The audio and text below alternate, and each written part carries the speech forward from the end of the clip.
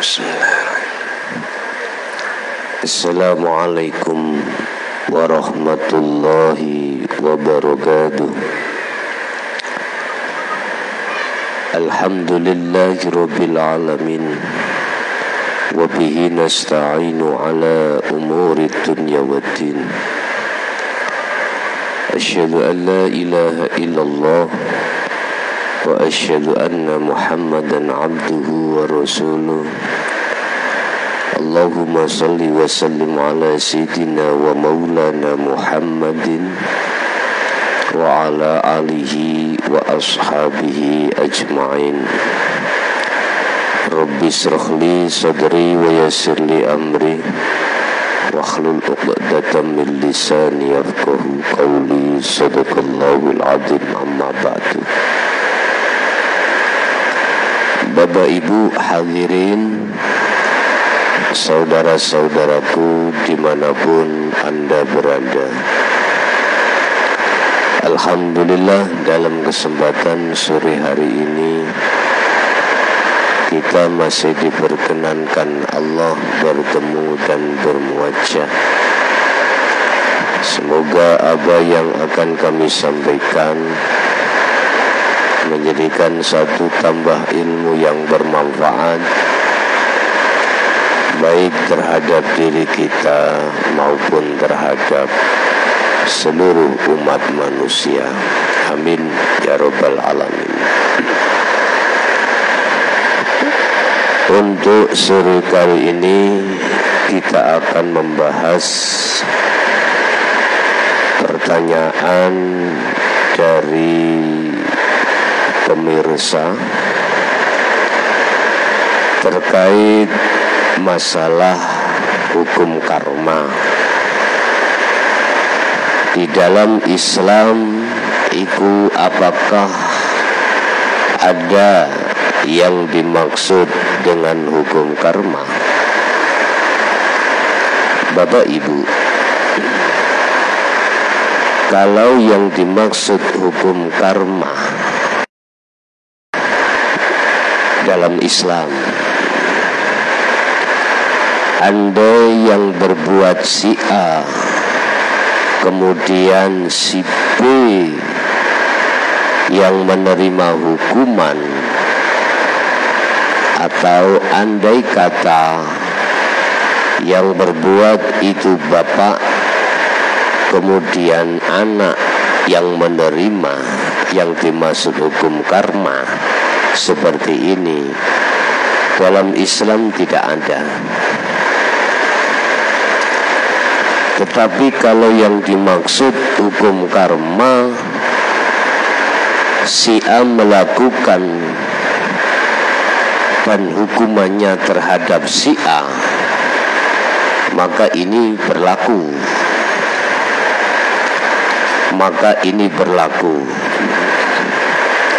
Dan itu apakah disebut sebagai hukum karma yang ditanyakan atau gimana? Yang manakala yang berbuat si A, maka buah yang dia dapatkan, yang mendapatkan buah itu harus si A.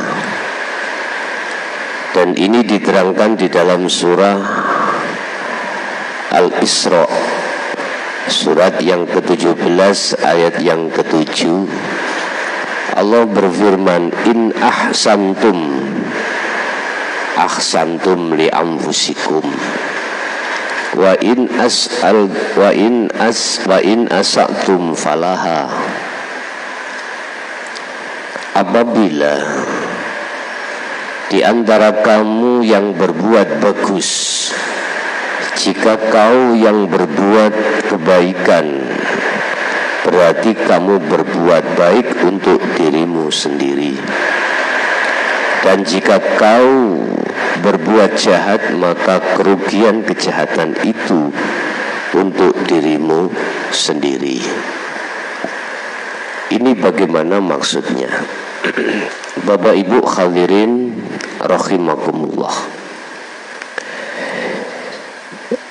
In ahsantum perbuatan yang bagus. Yang disebut bagus di sini ada kaitannya dengan perbuatannya hati. Perbuatan hati yang bagus yang nantinya akan meluap terhadap jasad, ya.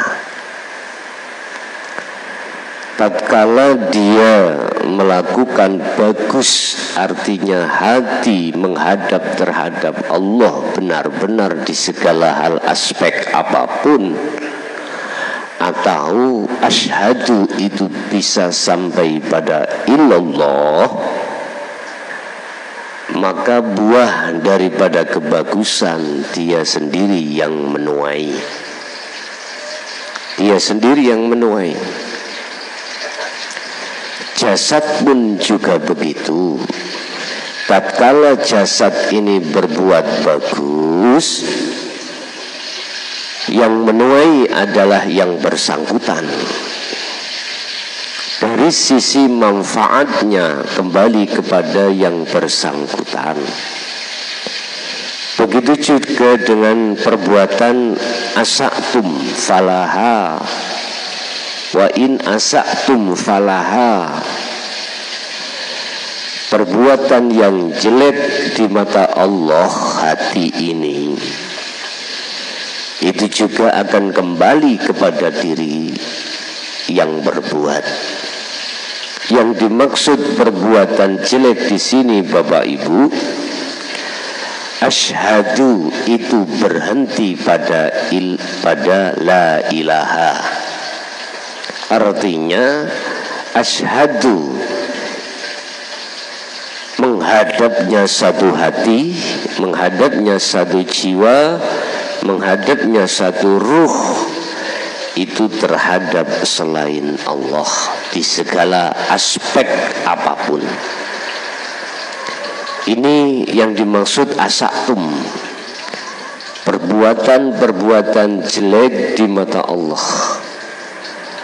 Apapun bentuk aktivitas, sikon, keadaan, tatkala hati ini menghadap selain Allah, inilah yang disebut asa'tum, perbuatan yang jelek di mata Allah. Nah, ini nanti hukumannya kembali terhadap dirinya sendiri. Siapa hatinya yang berbuat begitu, dialah yang akan menuai. Begitu juga ketika saat ini berbuat asa'tum, kejelekan secara syar'i, secara zahir, itu nanti kembalinya pada dirinya sendiri. Bapak Ibu hadirin rahimakumullah, ada hadis yang diceritakan oleh Ibnu Mas'ud, ya, menuturkan bahwasanya Rasulullah Shallallahu Alaihi Wasallam bersabda,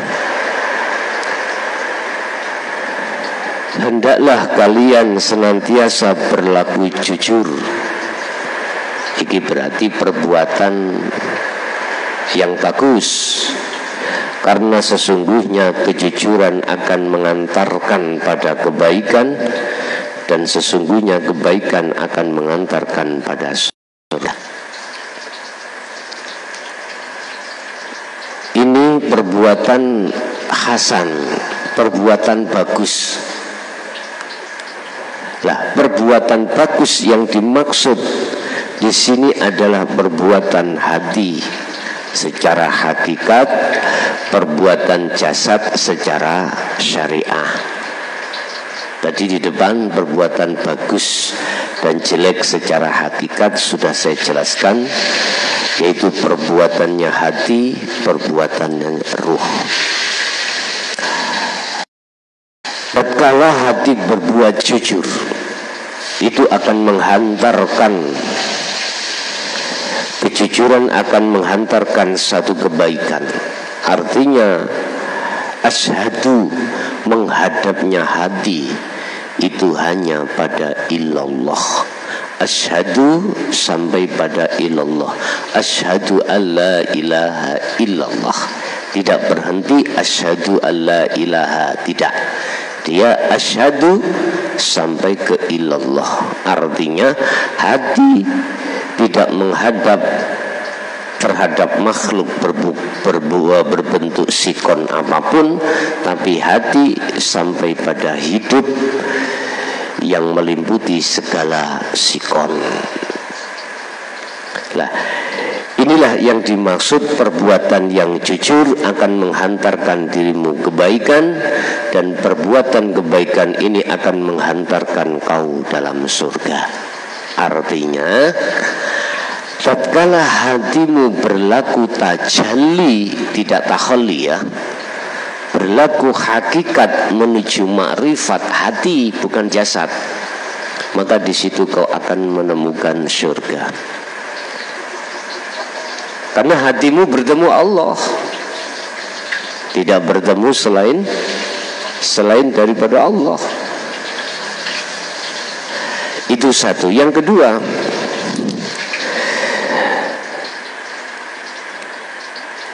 jikalau kau berbuat kejelekan, itu akan menghantarkan dirimu menuju satu kedustaan. Atau dikatakan, jika kau berbuat dusta, itu akan mengantarkan kepada suatu kejahatan, dan kejahatan itu akan mengantarkan pada neraka. Artinya, hati yang berhenti pada la ilaha, hati yang menghadap bersaksi terhadap, bertemu terhadap selain Allah, ini adalah perbuatan dusta. Nah, perbuatan dusta ini akan menghantarkan dirimu dalam satu kejahatan. Yang kejahatan yang kami maksud adalah perbuatan yang ada kaitannya dengan kepentingan hawa nafsu. Apa kepentingannya hawa nafsu? Asyhadu dipaksa untuk berhenti di la ilaha secara lafaz ya. Secara maknawiyah, hati ini menghadap, melihat, mengatakan, beriman bahwasanya selain Allah itu bermanfaat. Satu contoh, hati ini meyakini bahwasanya selain Allah itu yang berperan dalam pandangan hakikat ya, dalam pandangan hakikat. Akhirnya kami meyakini bahwasanya si A ini yang berperan, bukan Allah. Si A makhluk, dalam pada petik adalah makhluk si A ini. Hatiku meyakini bahwasanya si A ini yang mempunyai satu peran. Nah, itu dikatakan hatiku berhenti pada la ilaha. Asyhadu itu berhenti di la ilaha. Hatiku beriman bahwasanya si Allah yang mempunyai satu peran seperti ini. Ini adalah perbuatan dusta. Nah, perbuatan dusta itu akan menghantarkan diriku untuk berbuat jahat. Lah, perbuatan jahat menghantarkan satu neraka. Artinya inilah perbuatan takholi, perbuatan di mana dalam hati masih ada pengakuan selain Allah yang segala-galanya. Lah, di sini nanti kembalinya kepada diriku sendiri, kepada diriku sendiri. Inilah yang dimaksud perbuatan jahat akan menghantarkan dirimu pada neraka. Artinya perbuatan takholi yang dilakukan golongan ahli hijab itu berbuah neraka. Bapak Ibu hadirin rahimakumullah, nerakanya di dunia ya, mohon maaf, berbentuk bahwasanya ketidaknyamanan, hati kita, ketidakkedamaiannya hati ini tatkala menghadapi situasi apapun. Itu semuanya alasannya disebabkan karena hati tidak bertemu terhadap surga, hati bertemu neraka, sehingga hati ini selalu gelisah, hati ini selalu goncang dan tidak ada satu kenyamanan. Ini jelas tanda kalau kita sudah masuk di dalam alam neraka. Nah, inilah pembalasan seseorang tatkala baik jasad lebih-lebih hati ketika berbuat jahat kepada Allah Subhanahu wa ta'ala. Nah, kalau yang dimaksud karma itu kembali kepada dirinya yang bersangkutan, yang menabur atas sebuah benih, maka benar di dalam Islam. Dan apakah ini yang disebut sebagai karma? Kalau karma itu kembali kepada orang lain, maka tidak benar. Kalau kembali kepada yang menabur, itu benar. Sepanjang sebelum, mohon maaf saya ulang lagi, sepanjang sebelum Anda bertobat dan minta ampun kepada Allah, maka buah ini akan kita nuai, buah ini akan kita ambil, buah ini akan mengalir kepada diri kita sendiri. Sepanjang masih ada kesempatan untuk berbuat tobat, maka di situ nanti Allah akan wa yukaffir ankum sayyi'atikum wa yaghfir lakum dzunubakum.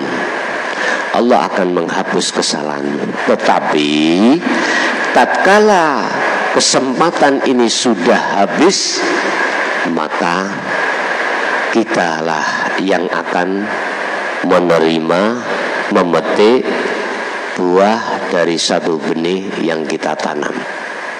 Berarti siapapun baik secara hati maupun secara jasad menabur satu kejelekan atau menabur satu kebaikan, maka kembalinya pada diri kita sendiri. Oke, itulah Bapak Ibu untuk kesempatan sore hari ini yang bisa kami sampaikan terkait daripada buah dari satu benih yang kita tanam. Di dalam Islam mengatakan itu konsekuensi daripada kita tatkala kita menabur kebaikan ataupun kejelekan. Mudah-mudahan bermanfaat dan kami akhiri ihdinas siratal mustaqim. Assalamualaikum warahmatullahi wabarakatuh.